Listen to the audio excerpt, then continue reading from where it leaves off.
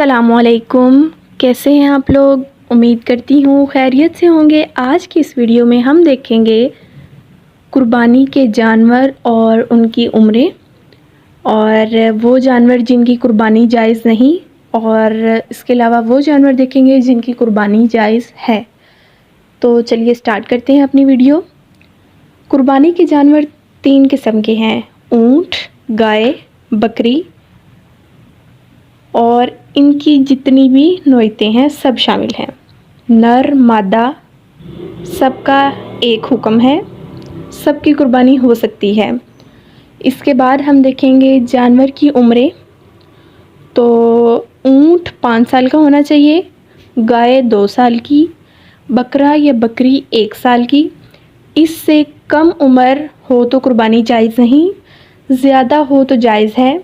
अलबत्ता दुम्बा या भेड़ का 6 माह का बच्चा अगर 1 साल का नज़र आए तो उनकी भी कुर्बानी जायज़ है। अब हम देखेंगे वो जानवर जिनकी कुर्बानी जायज़ नहीं।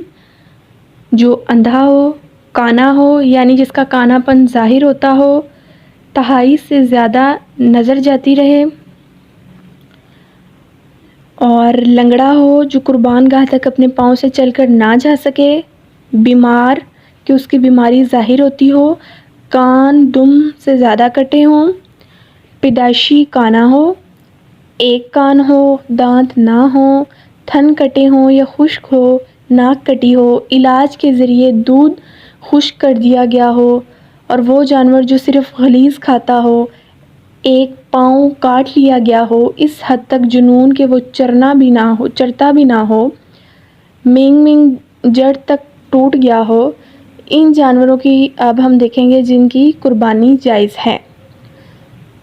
भेंगा हो जिसकी नज़र तिहाई या तिहाई से कम जाती रहे, जिसमें मामूल जुनून हो यानी चर लेता हो, जिसे ख़ारिश हो मगर फरबा हो, चक्की दुम या उसका तिहाई या उससे कम कटे हों, कान छोटे हों, खस्सी हो, भेड़ या दुम्बे की ऊन काट ली गई हो, जिसका दूध ना उतरता हो, गाय या ऊँटनी का सिर्फ़ एक थन बज़रिया इलाज खुश्क किया गया हो, लंगड़ा जानवर जो चलने या लंगड़े पाँव से मदद लेता हो, जिसकी एक जो है उसकी छोटी,